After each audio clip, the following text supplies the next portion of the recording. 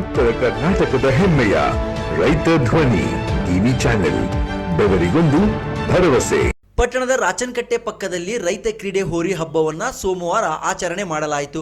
Car ಹುಣ್ಣಿಮೆ ಪ್ರಯುಕ್ತವಾಗಿ ಬೆಳೆ ಬೆಳೆಯುವ ಹಾಗೂ ರೈತರಿಗೆ ಮೊದಲ ಹಬ್ಬವಾದ ಎತ್ತುಗಳನ್ನು ಶೃಂಗಾರಗೊಳಿಸಿ ಕೊಂಬುಗಳಿಗೆ ಚಕ್ಕಲೆ, ಕೊಳಲಿ, ಕೊಬ್ಬರಿಯನ್ನು ಕಟ್ಟಿ ಒಂದು ಗಡಿಯಿಂದ ಬಿಟ್ಟು ಹೋರಿ ಹಬ್ಬವನ್ನು ಆಚರಣೆ ಮಾಡುತ್ತಾರೆ.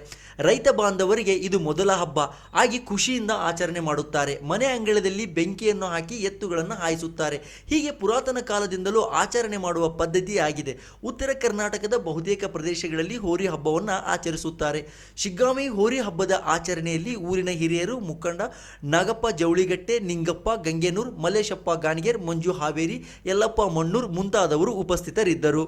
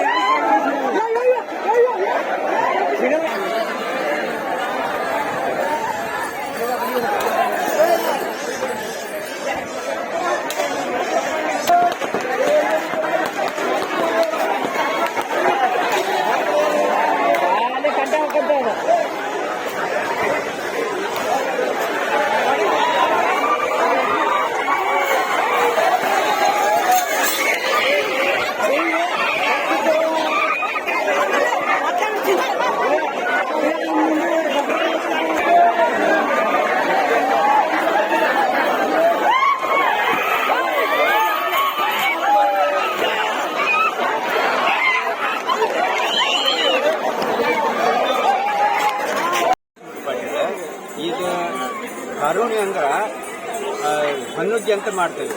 ಹುಣ್ಣಿಮೆ ದಿವಸ ಎತ್ತಿನ ಶೃಂಗಾರ ಮಾಡಿ ಮನೆಯಾಗ ಪೂಜೆ ಮಾಡಿ ಬಂಗಾರ ಇದು ಮಾಡಿ ಎಡಿ ಮಾಡಿ ಹಂಗೆ ಕುಣಿಸ್ತೇವೆ. ಮತ್ತು ಮರುದಿನ ಕರಿ ಅಂತಂದು ಬಿಡ್ತೇವೆ.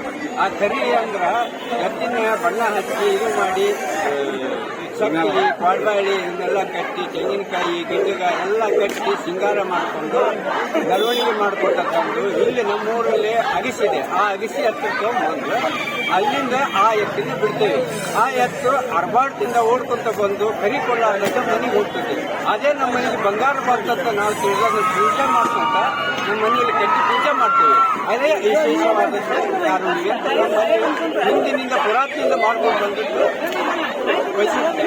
ಅದನ್ನ ಎಲ್ಲರೂ ನಡೆಸ್ಕೊಂಡು ಹೊಂಟೇವೆ, ಮುಂದೆ ಮಾಡ್ಕೊಂಡು ಹೊಂಟೇವೆ.